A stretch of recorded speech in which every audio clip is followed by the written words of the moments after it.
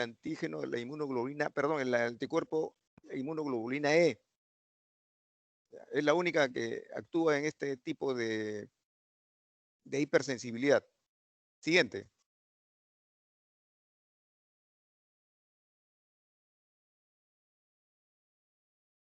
Ya, a ver, Joseph, ¿estás en la siguiente slide? Sí, doctor, ¿no se ve? No, no No, se ve. Está... Está cargando, se demora, Joseph. sí, pues, parece que se demora, pero yo ya lo tengo ya acá, el mío. Yo por eso me estoy guiando por lo que, como yo sé que el tuyo demora.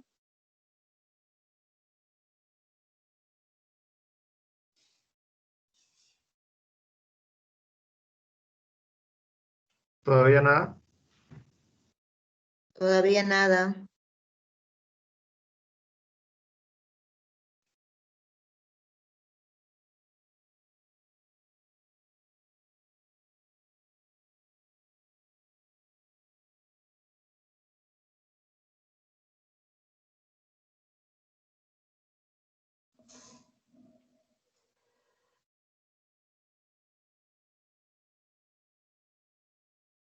Yo lo que veo, tu pantalla está congelada.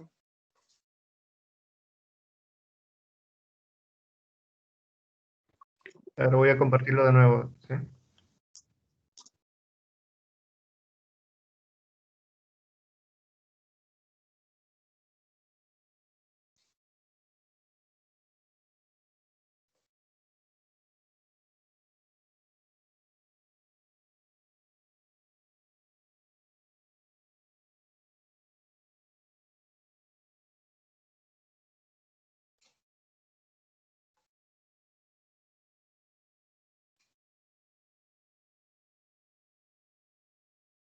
Ya, mira, yo he visto ya que estás en el segundo slide. ¿Ahí lo ves? Genética. Sí. Este es el segundo, porque el primero ya lo pasé. Sí. ¿Le doy siguiente? No, ahí todavía, mire, ya, en relación a la genética y la hipersensibilidad tipo 1. En primer lugar, la predisposición genética se refiere a una amplia variedad de genes que están relacionados con la atopía, ¿no? Se han hecho estudios en familias en las cuales se han identificado regiones en el cromosoma 11q y 5q que parecen ser determinantes en la aparición de la atopía. A ver, la siguiente. Ya, muy bien. Ahí lo veo más rápido ya. La atopía, ¿qué hace referencia? En primer lugar, es una respuesta inmune, ¿no?, de tipo inflamatorio, mediada por inmunoglobulina E, ¿no?, en la cual hay una predisposición genética, y esto se conoce como atopía, ¿no? Las enfermedades de tipo alérgica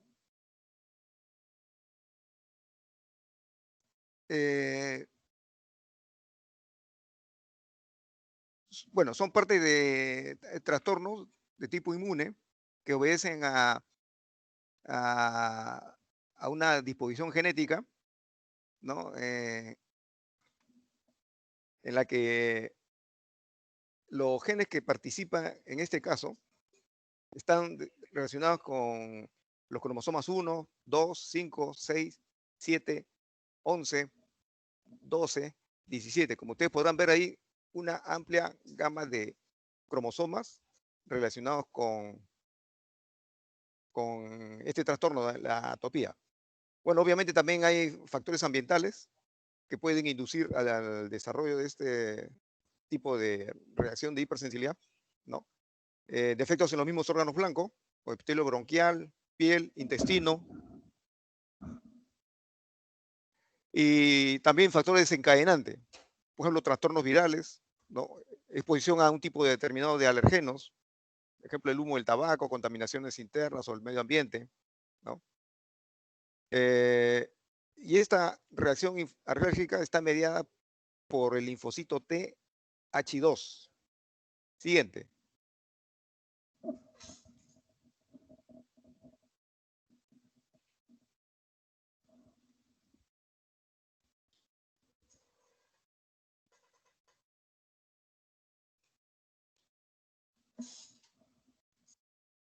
¿No se cambia?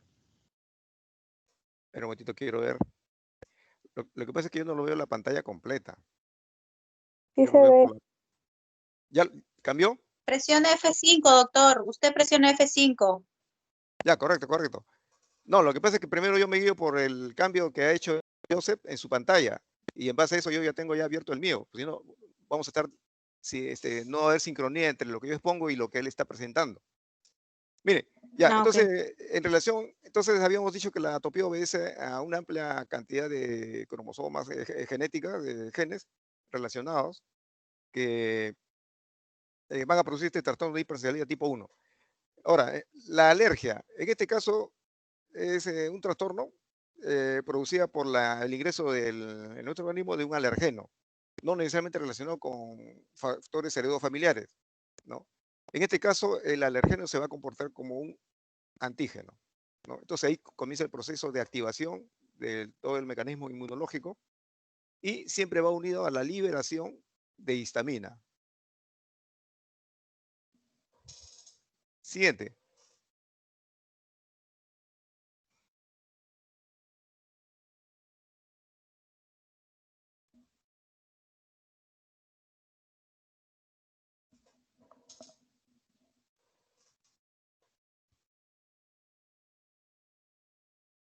Bien. En relación a la producción de inmunoglobulina E. En primer lugar, considerar lo siguiente. Son dos componentes principales de la respuesta que van a conducir a la producción de inmunoglobulina E. Primero, señales que van a inducir a la diferenciación del linfocito T en su estado, podemos llamar mitótico cero, hasta llegar a una evolución de linfocito T H2. O sea, estamos hablando del linfocito helper, o auxiliar o cooperante, también lo dicen en la literatura, ¿no? Bien. La citosíntesis y señales coestimuladoras está relacionada con la interleuquina 4, la interleuquina 13, básicamente. Y estos, a su vez, van a estimular a las células B, que es la que va a empezar a producir la inmunoglobulina E una vez que se ha transformado en un plasmocito. La célula B se transforma en un plasmocito. Bien, entonces la respuesta de inmunoglobulina E iniciada se amplifica a través de mastocitos, eosinófilos, basófilos. ¿Por qué?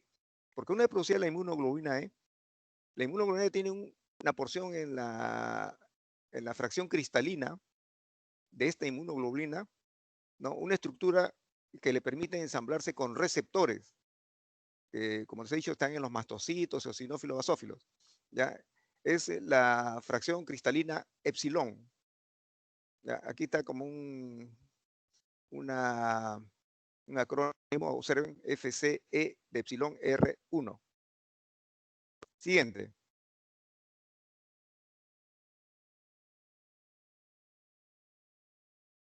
Bien, ¿cuáles son los síntomas de esta reacción de hipersensibilidad tipo 1?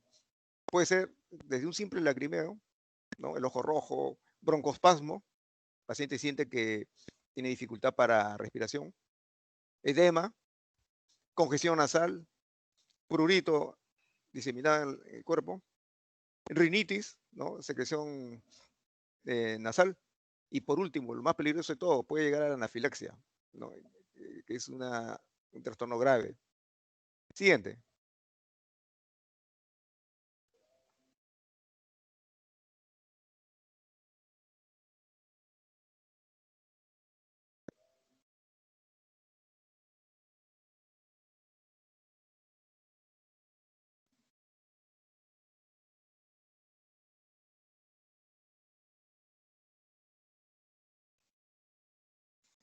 Bueno, los alergenos que pueden propiciar la reacción de hipersensibilidad tipo 1 es también una amplia gama, ¿no?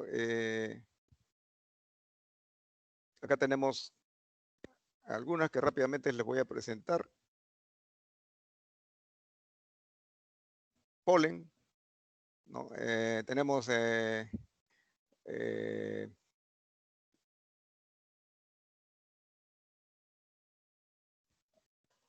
artrópodos, ácaros, ¿no? Que se pueden encontrar en la ropa de cama, en la misma vestimenta, sobre todo cuando hay periodos de humedad prolongada. hongos, escamas de los animales domésticos sobre todo, alimentos característicos como son los chocolates, ¿no? Algunas frutas, la misma leche, ¿no? La yema del huevo, productos industriales, ¿no? Colorantes, el benceno, algunos aerosoles que vienen con acondicionadores del medio ambiente, también pueden estar relacionados con esta reacción de hipersensibilidad. Y medicamentos, que también hay que tener mucho cuidado, penicilinas, cefalosporinas, ¿no? Antiinflamatorios también.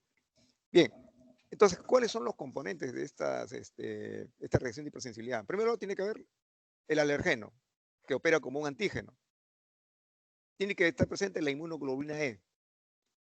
Se pensaba que también la inmunoglobulina A estaba presente, no, pues está puesto acá entre comillas, pero realmente esta reagina que supuestamente estaba en la inmunoglobulina A y que actuaba sobre la piel, al final se ha estudiado que está más relacionada con la inmunoglobulina E. Igual se le pone acá porque todavía hay alguna literatura que manifestaba eso, de que acá había una reagina de tipo alérgica.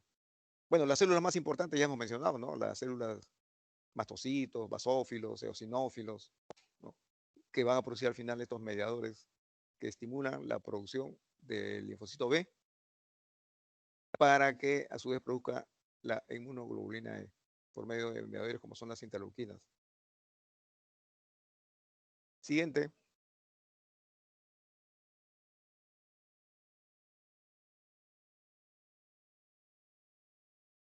Ya, a ver si me pueden ayudar. Estamos en la siguiente slide. Sí, doctor. Ya, muy bien. Entonces acá, Doctor, creo que ahora sí está cambiando rápido. ya, está bien. No, pues eso, quisiera que me ayuden en eso. Estamos ya, sí, ya pasó, ¿no? Bien, acá lo que quiero describir rápidamente es la característica, la estructura de inmunoglobulina E. Es importante que ustedes también lo tomen en cuenta. Básicamente, aquí hay dos dominios, podemos llamar así. Uno que se llama dominio FAB, que está en contacto con el antígeno, dominio FAB, acuérdense, FAB es anticuerpo, ¿no? O sea, este es un anticuerpo unido al antígeno que se ubica en esta zona. Y tiene un dominio FC, acción cristalina. Ahora bien, ambos tienen también regiones. Lo que ustedes ven acá, lo estoy señalando con el puntero, es una región variable. ¿Ya? O sea, esta región variable está en cadenas. Esta es la cadena pesada y esta es la cadena liviana. ¿Ya? Lo que estoy en el puntero señalando es la cadena liviana. Y esta acá, la más grande, digamos, la que tiene mayor longitud, la cadena pesada. ¿Ya? Entonces,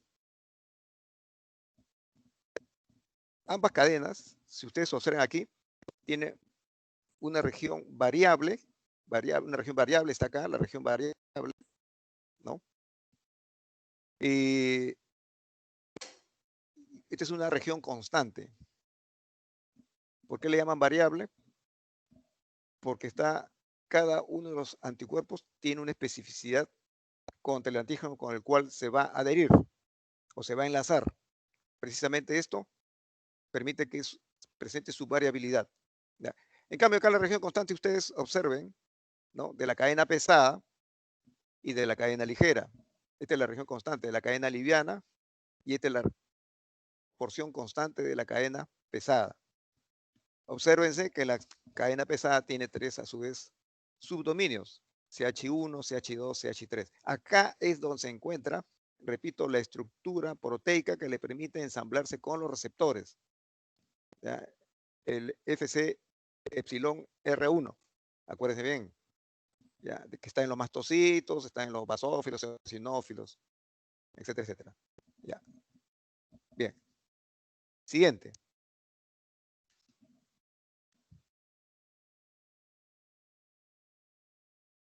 ¿Ya estamos? Doctor, ¿en qué diapositiva está? Estructura de inmunoglobulina E.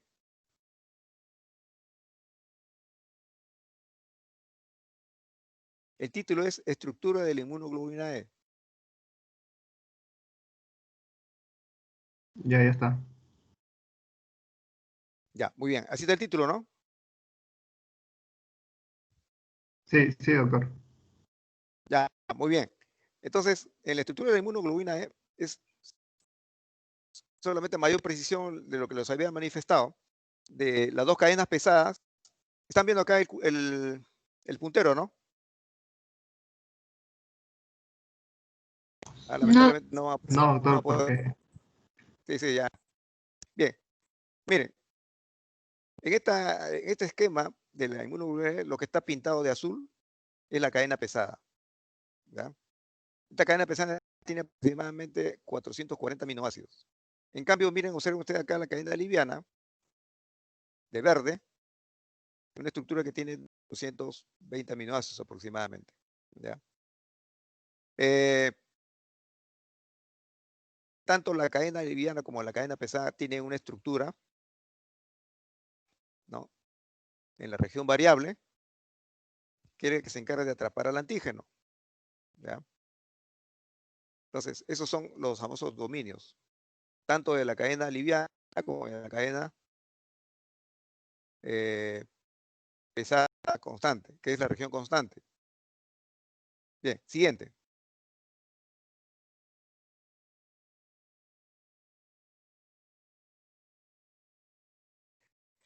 Bien, acá estamos en receptores de inmunoglobulina E, ¿sí? sí, doctor. Ya, muy bien. Habíamos dicho pues de que los receptores se denominan así, FC epsilon R1. Son receptores para esa porción, esa fracción cristalina que les mencioné, donde se ensambla la inmunoglobulina E, en los mastocitos, los basófilos. También los linfocitos B sobre todo, tienen también su receptor para la inmunoglobulina E, y está denominado, como ustedes lo ven acá, FC epsilon R2, ¿no? O también CS23. ¿Ya? Siguiente.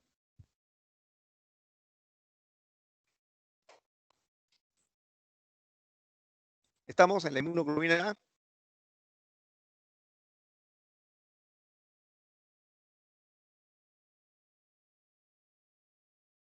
Sí, sí, doctor.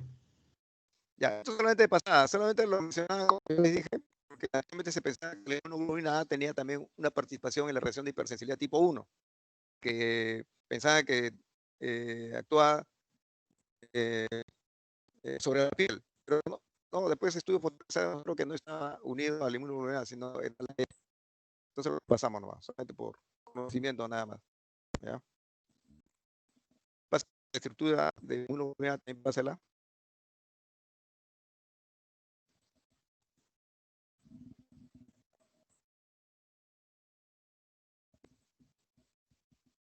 Doctor, ¿no puede ver Sí, mi pantalla en el Microsoft?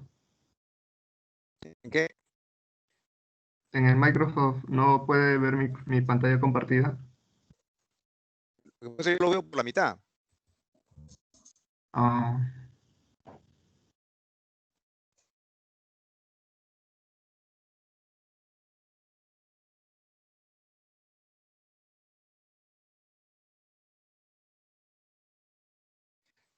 Tú estás en una estructura, ¿no es cierto? Estructura de inmunoglobulina A. sí, sí, ahí ¿Ok? estoy. Ya, la siguiente, la siguiente.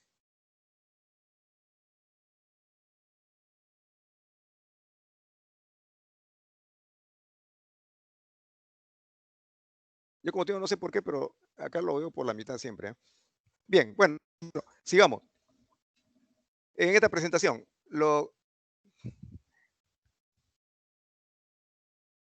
lo que les estoy acá mostrando es cómo la acción del alergeno, ¿no? Tiene que unirse a dos inmunoglobulinas E para que por medio del receptor, ¿no? Producir una estimulación en el mastocito, en este caso, ¿no? Que va a ocasionar la degranulación y la liberación de los mediadores, Acá lo más importante son la histamina. ¿Ya? Ese es el que tiene mayor efecto. Siguiente.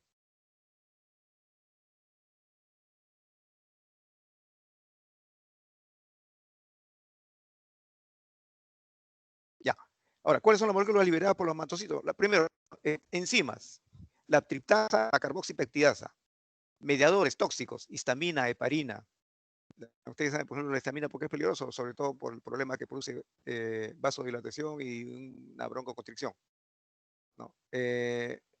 Citocinas, la más importante, la interleuquina 4 y la interleuquina 13, pero también están presentes aquí la interleuquina 3, la interleuquina 5, el factor de necrosis tumoral alfa, que con una actividad proinflamatoria muy potente, ¿no? Quimiosinas, como el MIP1 alfa, mediadores lipídicos, hemos visto cómo en todo proceso inflamatorio siempre se estimula los mediadores lipídicos que van a producir los famosos leucotrienos, ¿no? El factor activador de plaquetas, cuando siguen la vía de la fosfolipasa, los que siguen por la vía de la ciclooxigenasa ya sabemos que van a liberar al ácido araquidónico, ¿no? Para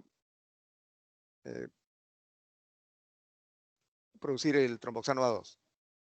Siguiente.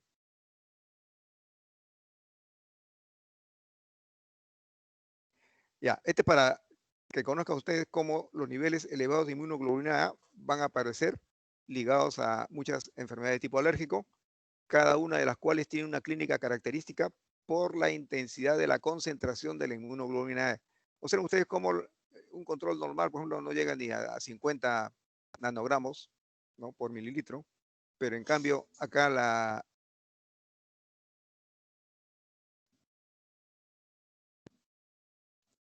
acá tenemos también otros trastornos relacionados. Acá, no sé, mira, lo que pasa es que estoy viendo siempre por la mitad acá. Bueno, algunos trastornos como son la eczemas, tenemos también la atopía.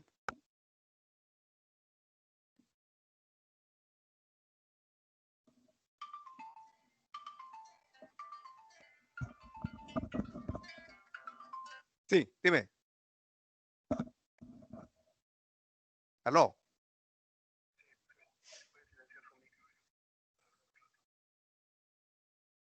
A ver un momento.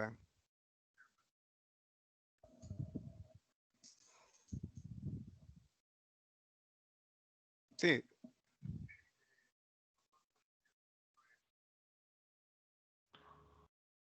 Cenita, ¿estás ahí? Joseph,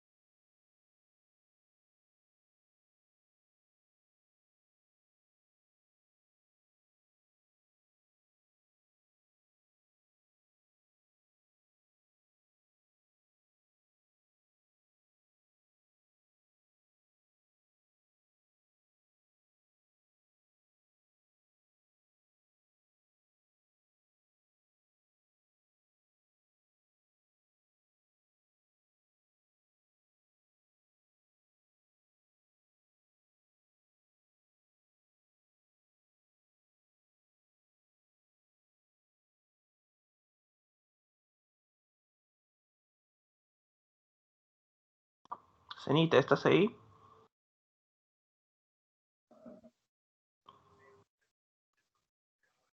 ah, ya, ya, ya, ya.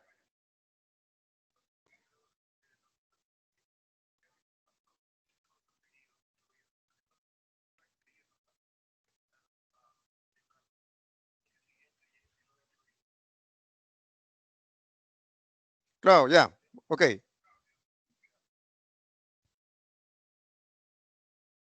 Ya, entonces, a ver, siguiente. Habíamos dicho, bueno, que los niveles elevados de inmunoglobulina aparecen ligados a muchas enfermedades alérgicas, ¿no? La rinitis, que tenga anaranjado, acá la fiebre del heno, el asma, eczema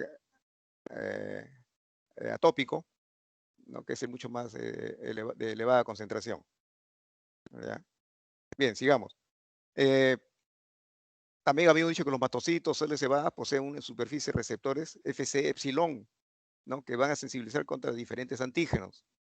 Hay una especificidad, repito, de las inmunoglobulina E, ¿no? Para diferentes antígenos.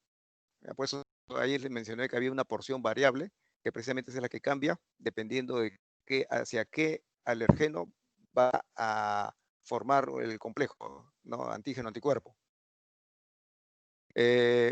Bueno, una vez que el antígeno se ha unido a dos anticuerpos inmunoglobulina E, recién se va a producir la excreción de las componentes aminas vasoactivas, ¿no? Aminas de tipo heparina, etcétera, etcétera. Bien, la clasificación de los mediadores que contienen tanto el mastocito como la célula cebada son dos básicamente. Mediadores preformados, o sea que ya existen antes de la reacción de hipersensibilidad. Y dos, los mediadores que se forman después de establecida la conexión con el alergeno. Ya, a ver, Joseph, dime si estás en mediadores preformados. Sí, doctor. Ya está, muy bien. Ya, entonces, estos mediadores se van a encontrar ya sintetizados y almacenados dentro de los gránulos de mastocitos y basófilos. ¿Ya? ¿Cuáles son esos mediadores que ya están preformados? Son las aminas tipo histamina, ¿no? Que van a expresar también diferentes receptores, como el H1, H2, H3. Tenemos receptor H1, que va a activar la fosfolipasa, ¿no? Que es la que va a dar origen a los leucotrienos, ¿no? El H2, que va a aumentar el AMP cíclico intracelular y puede producir también el óxido nitroso. El H3 son presinápticos, intervienen en la inhibición de la secreción de histamina. El receptor H3, recordar. ¿Ya? Siguiente. ¿Ya estamos?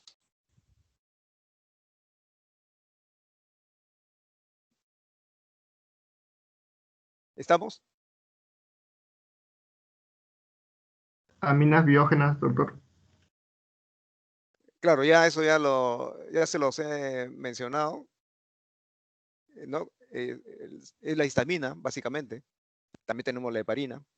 Son aminas ya componentes preformados, son mediadores que existen, ¿no? La siguiente. Receptores de la histamina. Le repito nuevamente, ¿ya? Receptores son de tres tipos: H1, H2, H3. ¿Están en ese slide?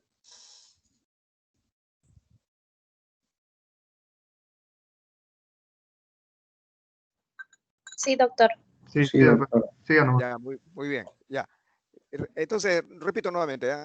La receptor H1, ¿qué va a hacer? Va a activar la fosfolipasa C, que va a dar origen a la leucotriena.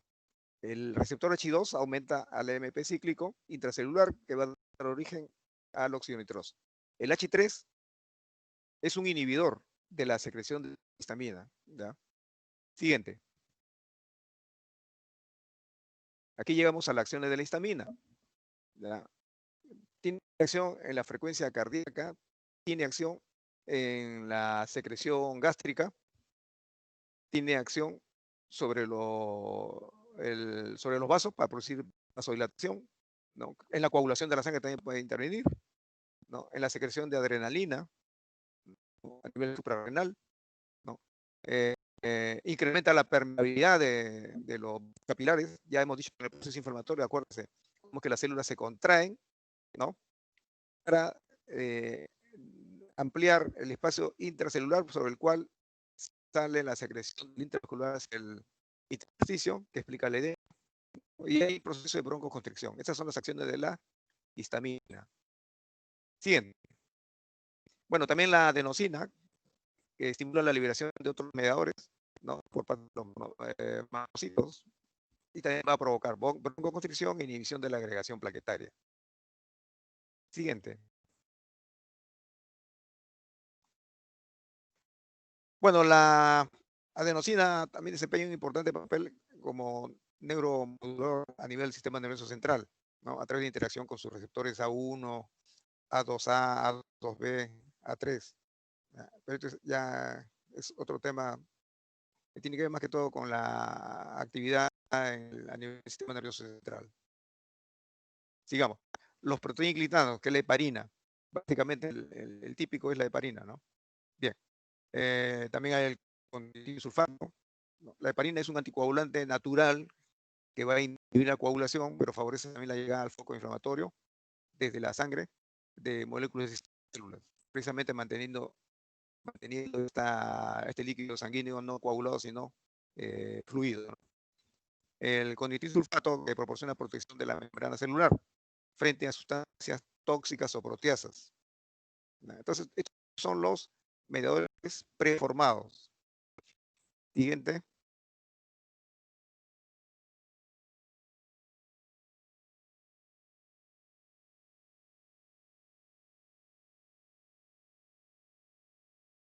Ya, en esta presentación tengo yo acá las proteasas neutras. Las más caracterizadas son la triptasa y la quimasa.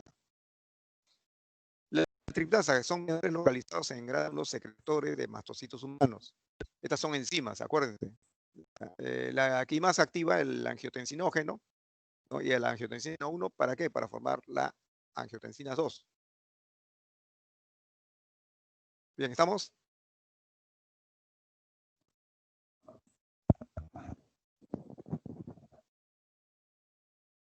Sí, doctor, en proteasas.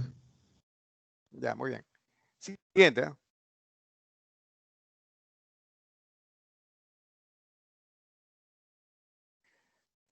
Factores quimiotácticos de eosinófilos y neutrófilos.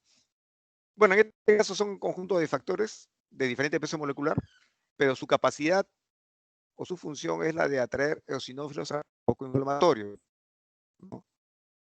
Fuente de donde provienen estos factores quimiotácticos, bueno, en la sangre, linfocitos T, de células también, tales como los basófilos y los mastocitos. Como elementos más importantes, secretan estos factores quimiotácticos. Siguiente.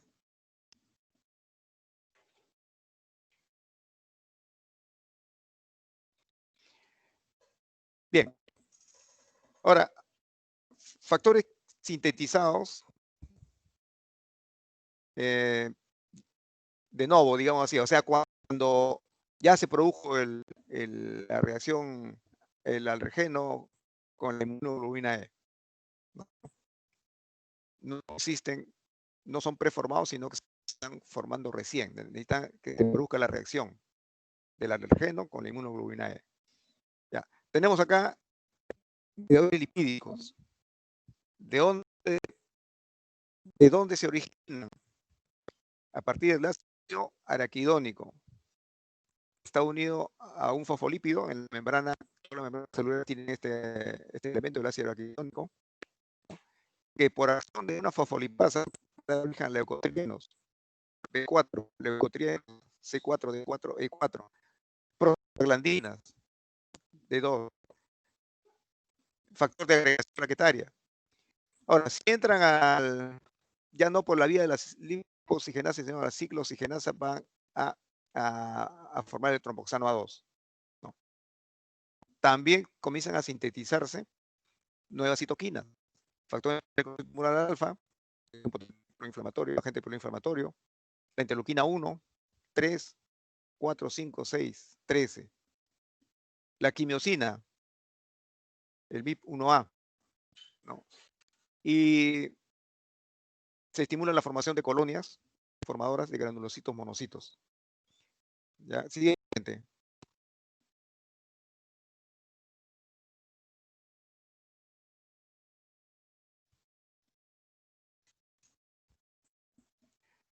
Bueno, acá tengo una descripción de una serie de interleuquinas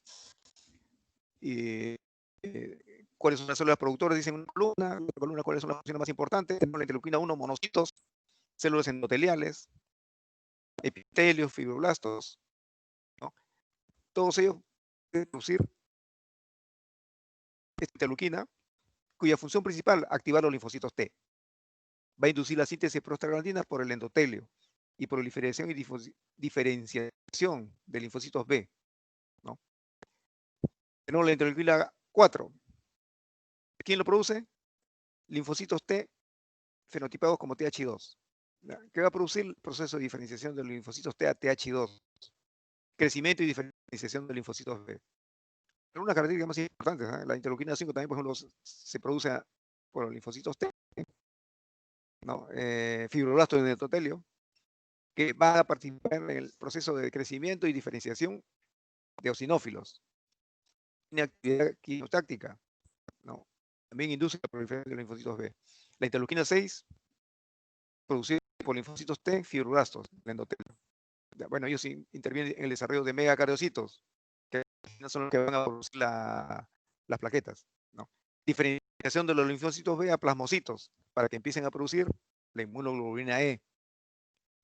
Síntesis hepática de reactante de fase aguda, proteína de fase aguda, ¿no? Esta es la interleuquina 6, esto ya lo hemos visto en el proceso inflamatorio, ¿no? La 1 y la 6 son los que intervienen en este proceso de producción de proteína en fase aguda. Interleuquina 13, igualmente producido por linfocitos T, mastocitos y basófilos. Su función, producción de inmunoglobulina G4, fijadora de complemento, e inmunoglobulina E, ¿no? Crecimiento y diferenciación de los linfocitos B, e inhibición de citocinas proinflamatorias. Bueno, en este caso ya ustedes podrán ver si es inhibidora de citocinas proinflamatorias, es que tiene un efecto modulador. Cuando vean que algún mediador tiene efecto inhibitorio, no es que lo anule completamente, simplemente disminuye su producción o su concentración. Entonces eso se llama modulación. Interleuquina 3, producido por linfocitos, queratinocitos, mastocitos, ¿no? Bueno, induce la hematopoiesis a nivel de células mieloides. Siguiente.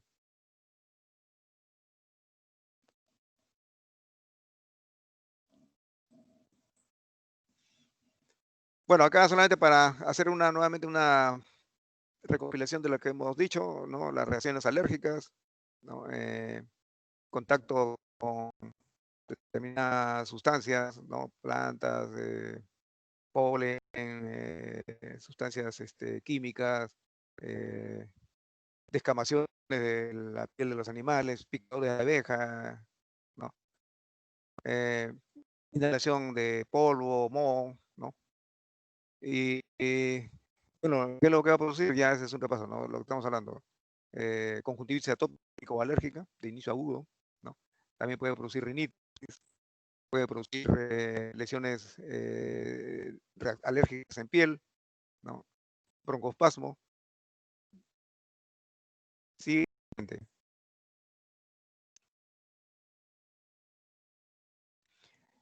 ¿Cómo se produce este proceso de reacción de hipersensibilidad tipo 1? Son dos fases, en primer lugar. La fase de sensibilización. Siguiente. En esta fase de sensibilización, lo que sucede es lo siguiente. Por algún motivo, la célula dendrítica, ojo, estamos hablando de una célula que existe, la encontramos siempre en la piel o en superficies mucosas, pero transformadas ya no en células dendríticas, sino en otro tipo de células, ¿no? Bueno, las células dendríticas capturan al antígeno, ¿no? Y una vez que lo capturan, lo presenta, ingresa al nódulo linfoide, que está en los ganglios linfáticos, y se lo presenta al linfocito T. El linfocito T, así estimulado, ya habíamos dicho que había un complejo de histocompatibilidad mayor tipo 2, ¿no? Estamos acá repasando lo que hablamos en el proceso inflamatorio, ¿no? Va a producir la estimulación, repito, del linfocito T, y por lo tanto comienza a producir este linfocito T una serie de interleuquinas, que al final van a ir a estimular al proceso de diferenciación del linfocito B para que se transforme en plasmocito. A partir de ahí se comienza a formar entonces ya la inmunoglobulina E. Y ¿Qué va a hacer esta inmunoglobulina E? Va a migrar para ensamblarse con los mastocitos o con los basófilos por intermedio de sus receptores. Correcto, acordarse. ¿Cuál es el receptor acá en el mastocito? Ya lo dijimos. FC. FC de fracción cristalina. Acuérdense, puede ser pregunta de examen, ¿ah? FC fracción cristalina, epsilon. Claro, está relacionado con la inmunoglobulina E. En este caso se pone epsilon, que es receptor, que se encuentra en el mastocito. ¿Verdad? R1, o sea, reacción hipersensibilidad tipo 1. ¿Ya? Ese es el acrónimo que explica el nombre del receptor que está en el mastocito, que al final va a ensamblarse con la fracción cristalina de la inmunoglobulina E. Recordar. ¿Ya? Sigamos, siguiente. A ver, ya cambió este.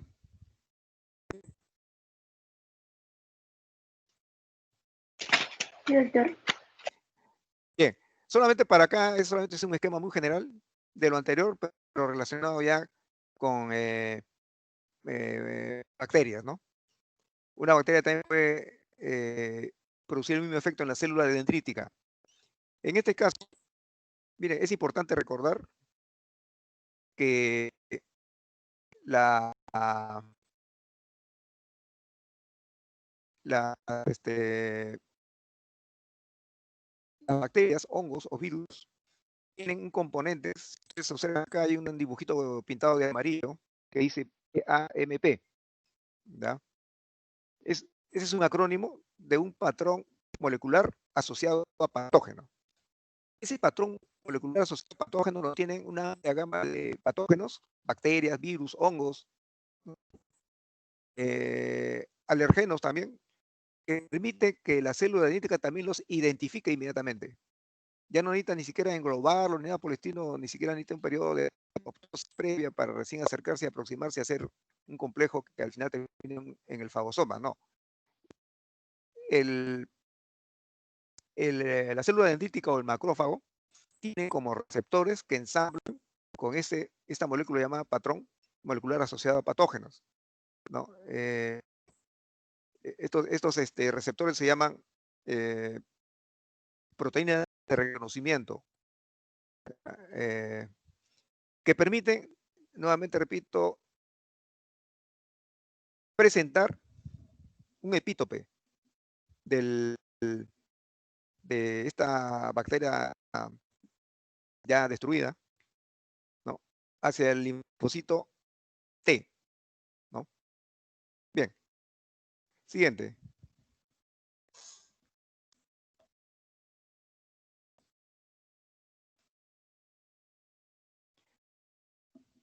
Bueno, ya mencionamos siguiente.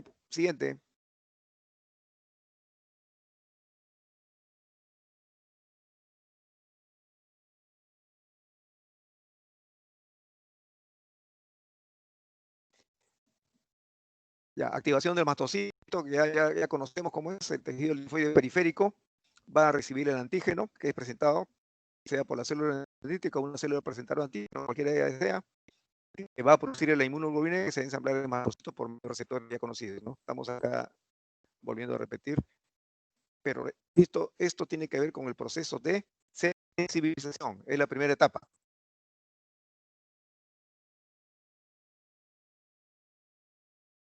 Bien, una vez que se ha producido la fase de sensibilización, estamos en la fase alérgica, ¿no? ¿Sí? Es una fase de post-sensibilización, está en título. Sí. Ya, muy bien, ya. Pasa a la siguiente. Una vez que se ha producido la sensibilización del paciente, todavía no hay una reacción ahí. Se necesita que nuevamente el paciente sea expuesto al mismo alergeno. Entonces, ahí sí, ya empieza la respuesta de hipersensibilidad tipo 1, en la que participa, insisto, repito, estamos repitiendo para que lo entiendan bien de qué se trata, participa la inmunoglobulina E como mediador efector de respuesta de hipersensibilidad. Y es de dos tipos, respuesta temprana y una respuesta tardía. La respuesta temprana está relacionada siempre con el factor tiempo, ¿no? Y los mediadores que aquí se producen, nuevamente, histamina, leucotrienos, neuropéptidos.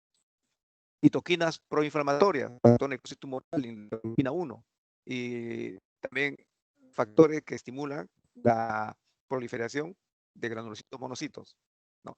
Citoquinas alergénicas, interleuquina 4, interleuquina 5, interleuquina 13, entre las más importantes. Las sustancias quimiotácticas, ¿no?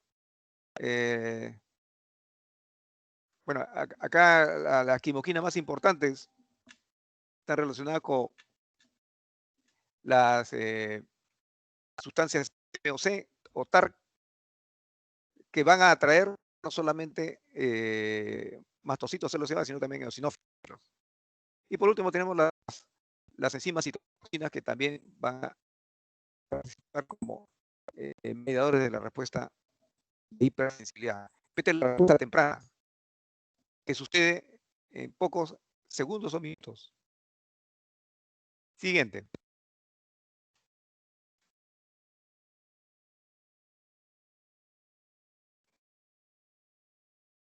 Una vez que el alergeno ha entrado en contacto con la inmunoglobulina G, que a su vez está expuesta por el mastocito, va a producir una reacción bioquímico que viene a través del citoplasma hasta llegar a donde están las lisosimas o los granulocitos que contienen los mediadores inmunoquímicos. Siguiente. Si es la histamina, ¿qué va a provocar? Contracción del músculo liso bronquial, broncoespasmo. Relajación de la musculatura lisa vascular. En este caso el paciente tiene hipotensión arterial. Se va a incrementar la permeabilidad vascular. Ya saben por qué.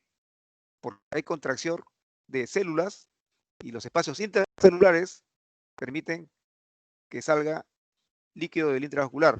Por lo tanto va a haber edema. Se estimulan terminaciones nerviosas, hay dolor. La histamina también va a actuar sobre las células dendríticas. En este caso, inhibe su capacidad para estimular el proceso de diferenciación de las células CD4. Va a inhibir, ojo, o sea, la histamina también ofrece una función, una actividad moduladora de esta respuesta inflamatoria. Entonces va a inhibir que las células CD4, ¿no?, se diferencie a TH1, a TH-T helper, o sea, linfocito T helper 1, ¿no? Y por lo tanto impide su formación en diferenciación de la célula T, linfocito T helper 2. Estas son las funciones más importantes. Siguiente.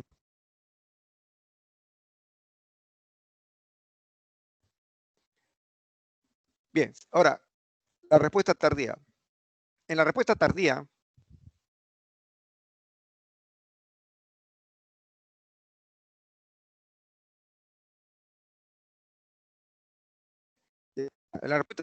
lo que estamos observando es que comienza a actuar ya algunos mediadores que van a propiciar una respuesta a nivel de eosinófilos, ¿no? O sea, comienzan a migrar los eosinófilos a la célula lesionada. ¿Por qué? Porque se están produciendo algunas sustancias intermediarias tipo quimoquinas. Se va a producir también la estimulación de monocitos. Se va a producir la liberación de linfocitos. ¿Ya?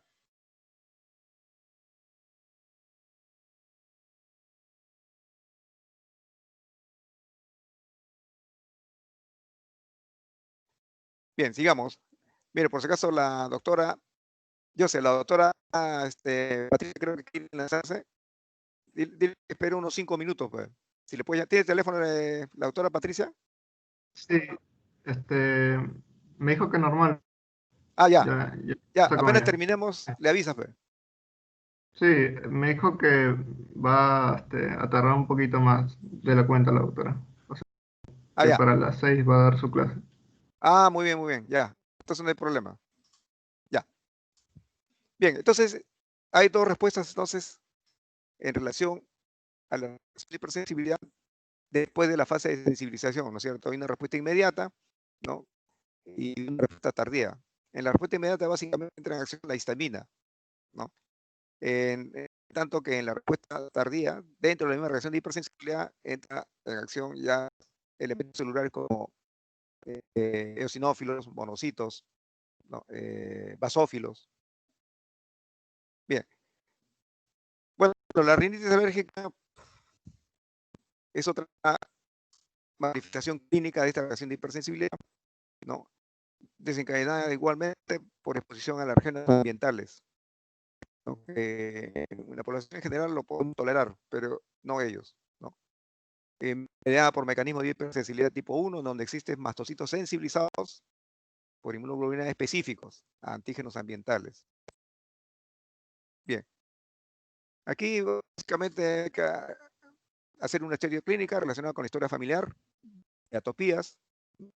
Se puede también establecer que hay incremento en la producción de inmunoglobulinas séricas antes de los 6 años de edad, ¿no? Los alergenos más caracterizados aquí para producir esta rinitis alérgica es el polen, hongos, ácaros e picadores de insectos, ¿no?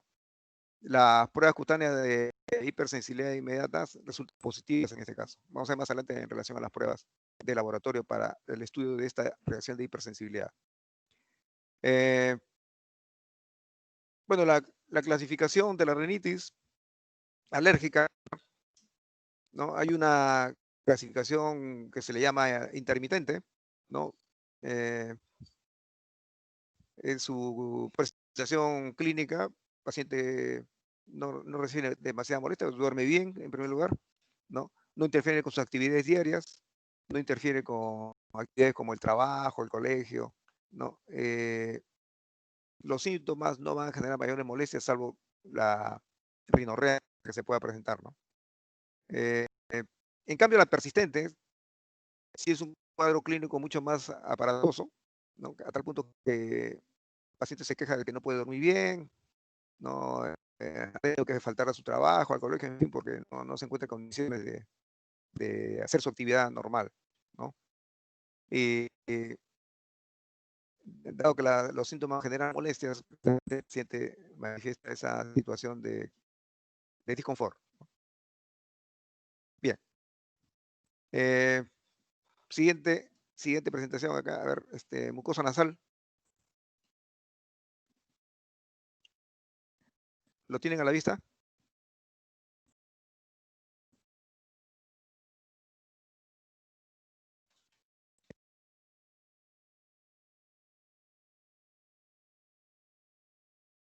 Sí, doctor.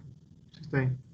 Ya, mira, solamente para mencionarle cómo es la disposición de la mucosa nasal a través de la estructura de la la región nasal y nasofaringea, ¿no? Observen ustedes cómo está la disposición de los cornetes, ¿no? Cómo son la disposición de la celularidad, ¿no? La célula epitelial con cilios, ¿no? Las cuales eventualmente podemos encontrar acá algunas células que pueden cumplir esta función de la parecida similar a las células dendríticas, ¿no? Cuya finalidad es poder capturar elementos que tienen actividades alergénicas. Esa es la mucosa nasal. Siguiente.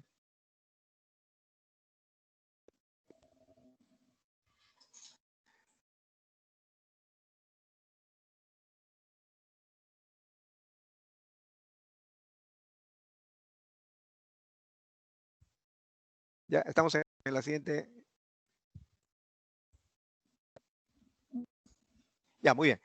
Miren, solamente este sería un esquema general de lo que se ha mencionado, como las células, el mastocito, ¿no?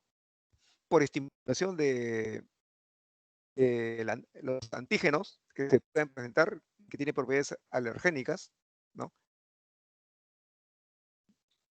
Van a empezar a liberar sustancias mediadoras, como la histamina, ¿no? El trioxano A2, leucotrieno, todo ellos para dar paso a lo que dijimos anteriormente, la reacción temprana, ¿no? Post-sensibilidad, ¿no? Entonces aquí va a actuar, en primer lugar, sobre el sistema nervioso central, donde el paciente, bueno, va a sentir dolor, va a actuar sobre las glándulas, donde va a incrementarse la secreción, va a haber una hipersecreción, ¿no? Congestión nasal, ¿no? Pero hasta aquí estamos hablando de una respuesta inmediata. Si sigue el proceso, estamos pasando a una fase de reacción tardía, pero en este caso ya están participando otras células, eosinófilos, neutrófilos, basófilos y también linfocitos, ¿ya? Su función aquí en estos casos es producir más sustancias proinflamatorias, ¿ya? Que van a volcarse sobre la secreción nasal. ¿Ya? Entonces, básicamente esa es la fisiopatología, ya visto por el punto de vista de un esquema. Es lo que les he mencionado anteriormente. Bien, siguiente.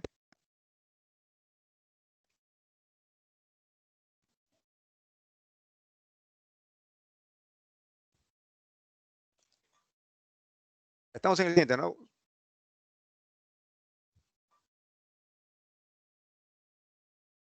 Aquí solamente doctor. para explicarle, sí, para explicarle la parte ya de manifestaciones clínicas, ¿no? Básicamente está focalizado mucosa nasal, boca, ojos, oídos. Ustedes saben que hay una estructura que desemboca en la orofaringe, la trompa de Eustaquio, que también se inflaman. Por eso que como están inflamadas, esto se traduce en trastornos a nivel de oído, ¿no? Que puede llegar incluso al dolor. Pero eso se debe a que como está inflamada la trompa de Eustaquio, no logra cuando hay un sonido del medio ambiente, proveniente del medio ambiente, el sonido, el tímpano vibra. Si estuviera libre la trompa de Eustaquio, vibraría con naturalidad, pero en este caso encuentra una presión, dado que el aire no va a salir por la trompa de Eustaquio, entonces ahí comienza esa sensación de dolor al oído, ¿no? Bueno, las fases características de alérgicas, observen ustedes, miren, sanosis intraorbitaria, un pliegue palpebral supernumerario, observen ustedes un niño con sus ojeras, entre comillas, ¿no? Y también el otro niño, miren, un pliegue transversal en la nariz, ¿no? Como, se debe pues, básicamente porque como están continuamente presionando la mucosa, da la secreción que hay y el malestar, la congestión sobre todo, entonces se comienzan a formar estos famosos pliegues, que es una característica ectoscópica de un paciente que sufre de esta reacción alérgica. Bien, ahora vamos rápidamente a las pruebas de laboratorio, ¿ya? En primer lugar, hay que tener mucho cuidado con estas pruebas, sobre todo si vamos a producir sobre la piel una inyección intradérmica de extractos alergénicos, ¿no?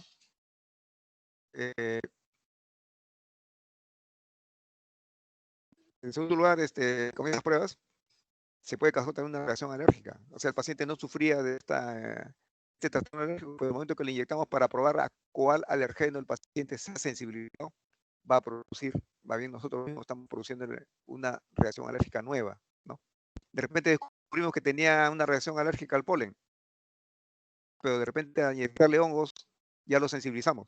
Entonces vamos a tratar contra el polen, lo sanamos de su respuesta exagerada al polen, pero ya tiene un nuevo alergeno al cual nosotros mismos hemos sensibilizado. Por eso estas pruebas hay que tener mucho cuidado al momento de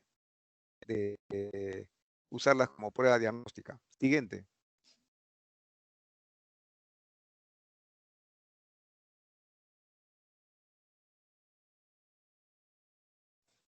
Bien, estamos acá.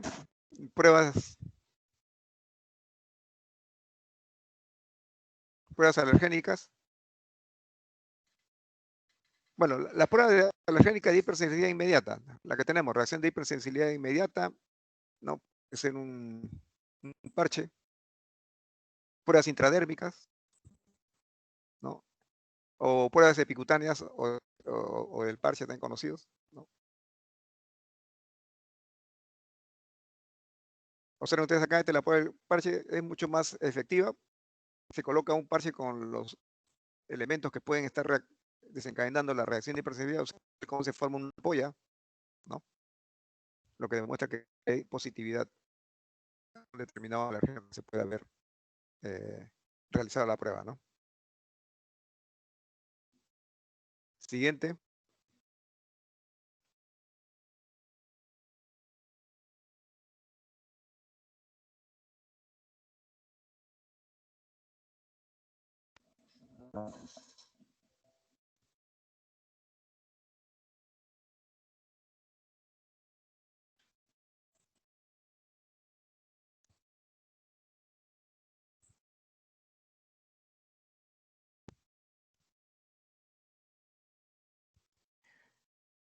Bueno, es necesario considerar también que estas pruebas depende del clima, ¿no?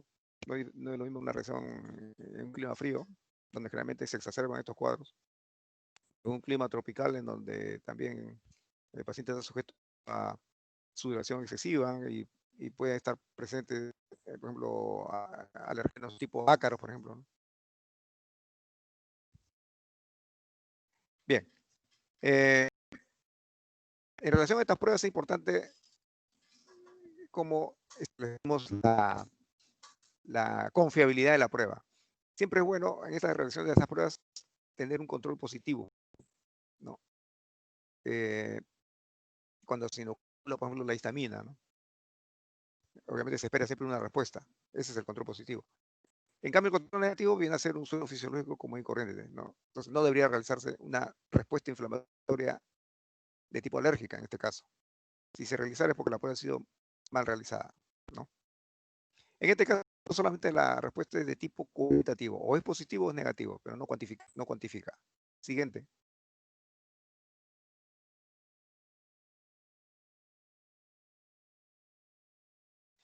Bien. En cuanto al análisis de sangre para estudio de alergias, en primer lugar, es una técnica serológica. ¿Qué materia prima empleamos? ¿Qué muestra necesitamos? Necesitamos suero. ¿Ya?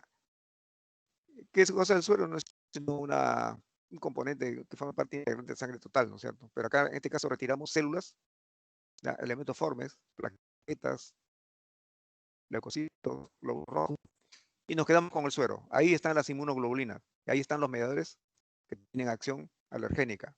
¿Ya? Insisto, no vamos a encontrar células ahí. Otras son las técnicas celulares, en este caso sí, utilizamos como sustrato células efectoras, como linfocitos, basófilos, eosinófilos o mastocitos. ¿Ya? Recordar entonces, ¿no? En el estudio de alergias son de tipo las células serológicas, como su nombre dice, utilizamos suero o técnicas celulares. Siguiente.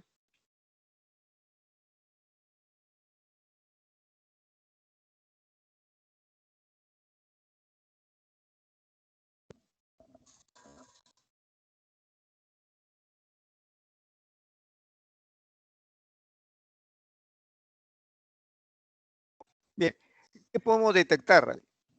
Bueno, en primer lugar, las enzimas que se generan, ¿no? Por ejemplo, la tripsina, ¿no? Que va a aumentar después del contacto con la sustancia alérgica, ¿no? O sea, la eliminación es después de 2 horas, o sea, posible en 2 horas tenemos para poder detectar su evolución y a las 24 se normaliza en valores previos a la prueba, ¿no? Cuando sucede una alteración constante, permanente, después de 24 horas, es positiva la prueba. La histamina, un poco más complicada por el tema de vida media que tiene esta sustancia cuando se realiza la prueba, porque rápidamente se va a degradar. En 2 minutos ya prácticamente ha desaparecido. Entonces, si no actuamos rápidamente en el proceso de realizar la prueba, es posible que no encontremos y demos un falso negativo, ¿no? ¿En qué circunstancias puede aumentar? Hay que considerar los factores como alimentos, medicamentos, ¿no? Si manipulamos mal también al realizar la prueba, es posible que demos un falso positivo, ¿eh? Entonces, recordar ahí también este hecho, ¿no? Por último, hay pruebas de laboratorio, ¿no? Inmunohistoquímicas, inmunoblot, ¿no? Que detectan básicamente las inmunoglobulinas. En este caso, la inmunoglobulina E, ¿no? Que es la que precisamente lo que nos interesa para la reacción de hipersensibilidad tipo 1. Bueno, acá estamos hablando ya de los test en la cual se utilizan elementos celulares, ¿no? Se separan los basófilos, ¿no? Que de sangre periférica que supuestamente no han sido estimulados, pero cuando se coloca el alergeno, se observa, ¿no? Después la presencia de basófilos que han sido activados. Obviamente ya es un procedimiento que no se observa en el mismo tubo de ensayo, sino que tiene uno mismo que observarlo a la microscopía óptica. Igualmente los linfocitos, ¿no? Que cuando son estimulados con alergeno, va a haber un proceso de proliferación, ¿no? En la cual los linfocitos tienen una característica muy especial, ¿no? Que el laboratorio siempre denomina como linfocitos activados. No tiene ningún parecido con los linfocitos normales, ¿no? Su núcleo, por ejemplo, es una cromatina muy laxa, no es esa compacta que se observa normalmente. El citoplasma es un azul intenso, a diferencia del linfocito normal que tiene un azul celeste tipo cielo, ¿no? Entonces eso nos indica que hay una reactividad a los alergenos mencionados. Bien. Siguiente.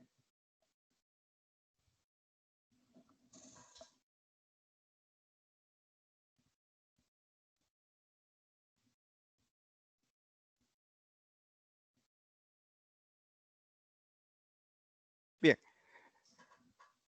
Aquí vamos a hablar de la estructura de la inmunoglobulina E. Bueno, ya prácticamente ya conocemos muy bien, ¿no? Que tenemos una estructura compuesta por porciones constantes y porciones variables, una cadena pesada, que son más largas, y una cadena liviana, que son más cortas, ¿no? ¿Sirven para qué? Para que cuando se una con el alergeno se produzca ese proceso de granulación del citoplasma del mastocito, ¿no? Y para determinar esta inmunoglobulina G hay dos tipos de pruebas de laboratorio. Repite, es una prueba serológica, pero en este caso estamos ya tratando de determinar la concentración de inmunoglobulina E. Siguiente.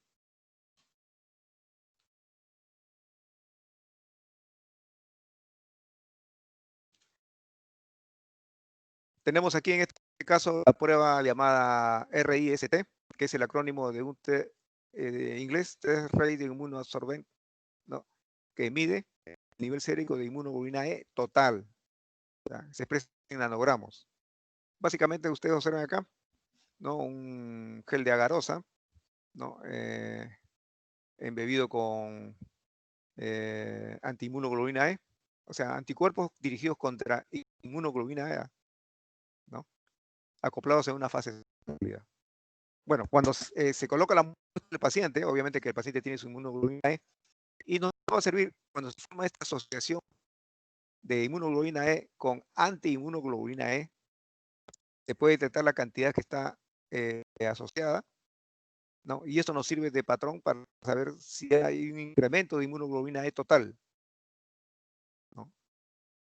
Esto en primer término. Después tenemos la siguiente prueba.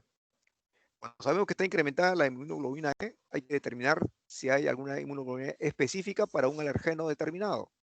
Ya, esta prueba se llama RAST, que es el acrónimo de Test Radioalergeno Absorbente, ¿no? ¿Qué va a detectar? Detecta la inmunoglobulina E específica, ¿no? El procedimiento es el mismo que el anterior, solo que en este caso es de detectar que esta inmunoglobulina E específica para qué alergeno es, ¿no? Entonces hay un panel de pruebas, ¿no? con inmunoglobulina E específica para diferentes alergenos. Se coloca la muestra del paciente, que es contactada con el alergeno que se encuentra en fase sólida, ¿no? Y esto va a permitir que la inmunoglobulina del paciente se comience a adherir a esta fase sólida con los alergenos específicos que se pueden encontrar adheridos ahí, ¿no? Entonces, sobre esa base se llega a una nueva fase en la cual, dentro del desarrollo de la prueba de laboratorio, en la cual los anticuerpos dirigidos contra este complejo de inmunoglobulina unido a la fase sólida, ¿no? Están rotulados, digamos así, están rotulados, están marcados con un componente radiosensible, ¿no? Y la concentración de esta radiosensibilidad permite saber cuánto de inmunoglobulina se ha adherido a esta fase sólida que tenía el alergeno incorporado, ¿no? Este procedimiento, repito, se llama test radioalergosorbente en inglés, que sirve para establecer, repito, la concentración o cantidad de inmunoglobulina específica para un determinado alergeno.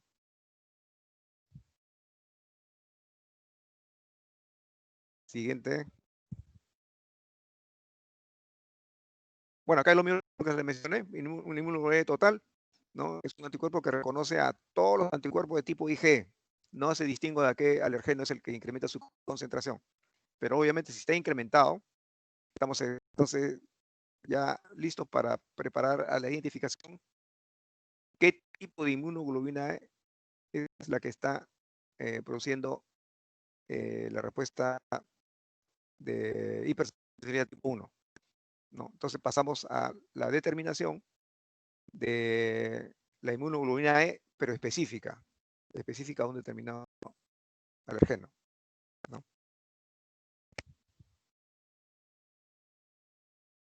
Bien, siguiente.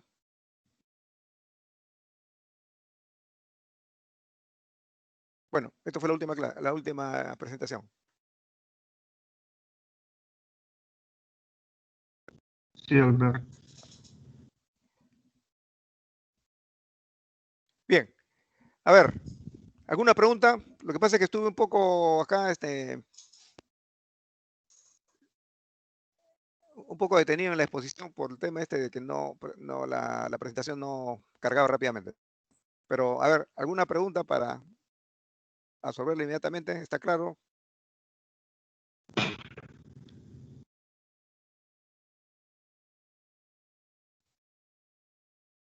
Ya, solamente para hacer un resumen rápido, ¿eh? La reacción de hipersensibilidad de tipo 1 es una respuesta inapropiada frente a la presencia de un antígeno o un alergeno. En este caso está mediado por inmunoglobulina E. Entonces, ese es básico, esto es lo que debe establecer, ¿no? Bien. Hay muchos cuadros clínicos relacionados con esta reacción de hipersensibilidad.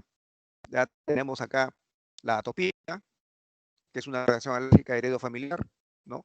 Vinculado a una innumerable cantidad de cromosomas, ¿no? El cromosoma 1, 2, 5, 6, 7, 11, 12, ¿no? Todos ellos entonces, nos indica que es un trastorno heredofamiliar, ¿no? Por otro lado, tenemos también los trastornos alérgicos. En este caso, el alergeno produce esta reacción, ¿no? Pero en la población normal no produce este efecto, ¿no? No hay que confundirlo con la atopía en este caso, ¿verdad?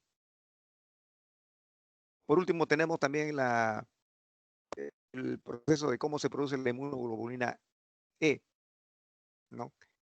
Para este caso es importante mencionar que se debe producir este proceso de diferenciación de un linfocito T helper, un estado que podemos llamar de no estimulado, ¿no? También le llaman linfocito T inocente, que va a pasar a una diferenciación de un linfocito T helper 2. ¿Ya? ¿Cuáles son las citoxinas que van a propiciar este proceso? Interleuquina 4, interleuquina 13, ¿no? Que a su vez van a estimular a las células B, lo cual a su vez se transforma en un plasmocito y va a producir la inmunoglobulina E. ¿Ya? Y esto es el proceso, como hemos visto más adelante, es la respuesta inmediata, pero también una respuesta tardía, acuérdense, ¿no? ¿Cómo se identifica esta respuesta? Por medio de mastocitos, eosinófilos, basófilos y los mismos linfocitos, ¿no? Que van a incrementar su expresión del receptor, que como digo, se llama así, ¿no? FC epsilon R1. ¿ya? Es importante recordar también. Bien. ¿Cuáles son los alergenos que pueden producir estas respuestas? Son innumerables. He mencionado algunas, polen. He mencionado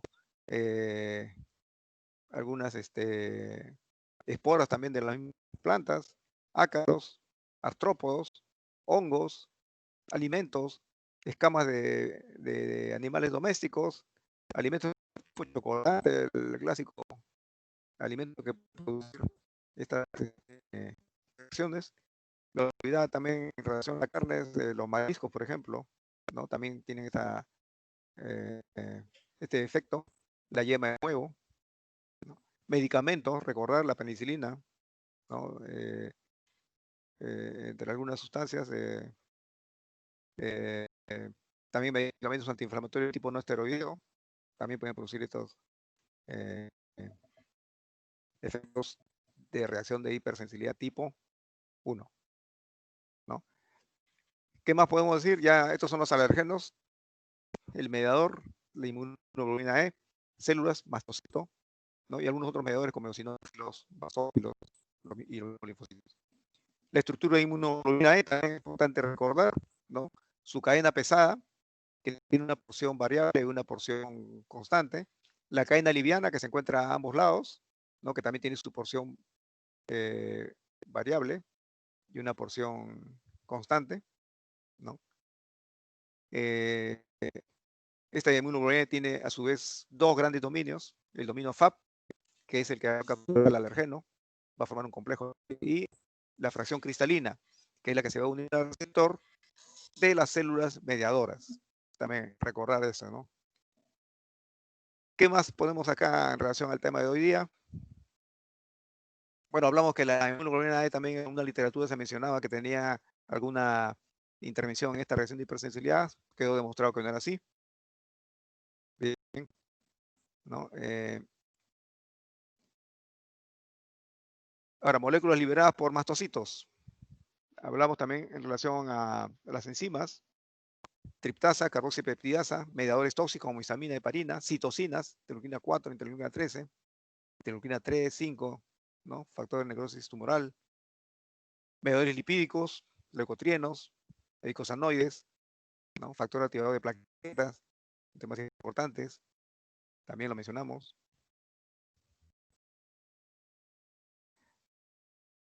Hablamos de la acción de la histamina, junto con los...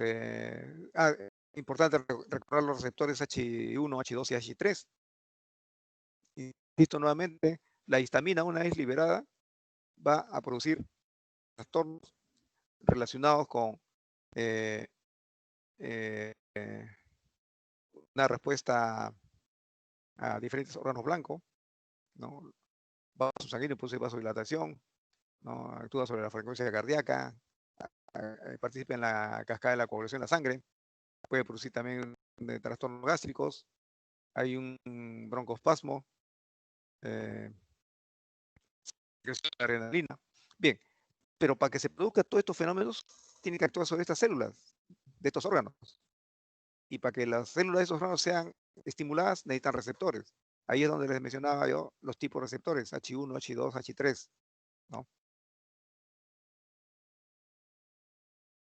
¿Qué más es importante recordar? Los proteínos glicanos, ¿no? Como la heparina, el conectin sulfato, son sustancias que ya existen antes del inicio del proceso de reacción de hipersensibilidad, ¿no?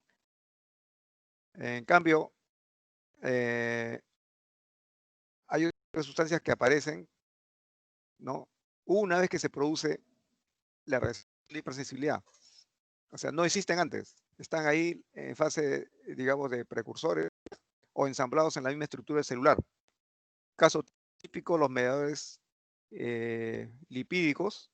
Esos mediadores lipídicos, su origen está en una molécula llamada ácido araquidónico. ¿Ya? Ese araquidónico que comienza a transformarse según la vía de degradación que pueda escoger. Si estamos hablando de la fosfolipasa, va a producir leucotrienos, ¿no? Factor agregante de plaquetas. Si estamos hablando de la ciclooxigenasa, va a derivar en la formación del tropoxano A2, ¿no? También les hablé de algunas funciones de interleuquinas. Por si acaso están acá, tenemos más de 71 interleuquinas. Acá solamente se han mencionado algunas, ¿no? Bien. También les mencioné cómo es el proceso de desarrollo de esta reacción de hipersensibilidad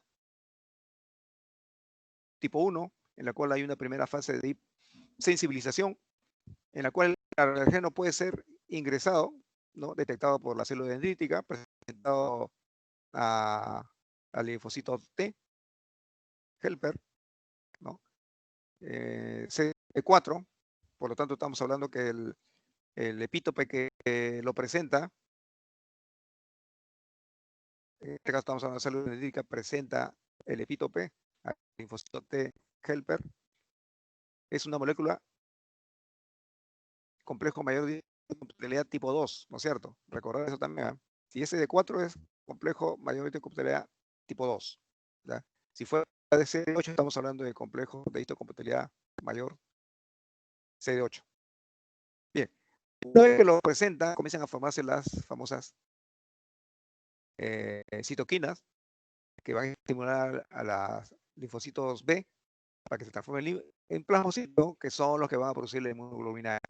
Producida la inmunoglobulina E, se fijan los mastocitos, las células basófilas. A repetir cuál es el receptor que va a permitir este ensamblaje. Sigamos, ¿no? En la fase de respuesta post-sensibilización, hay dos tipos de respuesta, una temprana y una tardía. En la respuesta temprana, ya también es importante recordar, ¿no? Hay mediadores químicos como la histamina, leucotrienos, neuropeptidasa, citoquinas proinflamatorias, interleuquina 1, factor tumoral, ¿no? Hay sustancias desempeñan papel de productores de identificación de alergenos, interleuquina 4, interleuquina 5, interleuquina 13, ¿no? Entre más importante. Esta es la respuesta temprana. Esta es la característica de la fase temprana de una respuesta post-sensibilización. Una vez que se ha realizado esta fase, hay otra fase que amplifica lo anterior. Es la llamada respuesta tardía. Su característica fundamental, que ya están participando otras células. ¿Cuáles? Eosinófilos, basófilos, monocitos y linfocitos. Y todos ellos estimulando células que van a producir mayor actividad de mediadores químicos vía producción de interleuquinas, ¿ya? O produciendo directamente los mediadores químicos tipo histamina, ¿no? Si se trata de linfocitos, ellos van a producir interleuquina para estimular mayor producción de mediadores químicos. Bien, ¿qué más mencionamos? Bueno, la rinitis alérgica como otra variedad también de respuesta hacia un alergeno extraño mediado por inmunoglobulina E. Y por último, las pruebas de laboratorio, ¿no? Pruebas cutáneas, ¿no? Las pruebas serológicas y las pruebas celulares.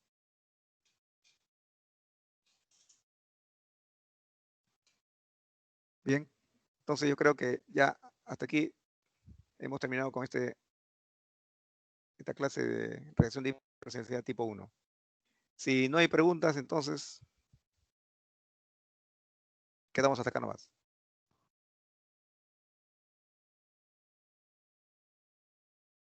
Ok, doctor.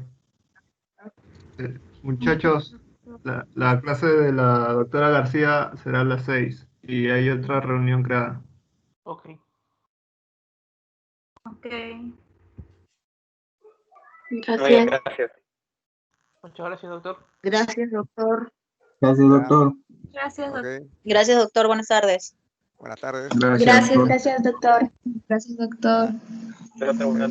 Muchas gracias, doctor. Hasta luego. Ya, hasta luego. Gracias, doctor.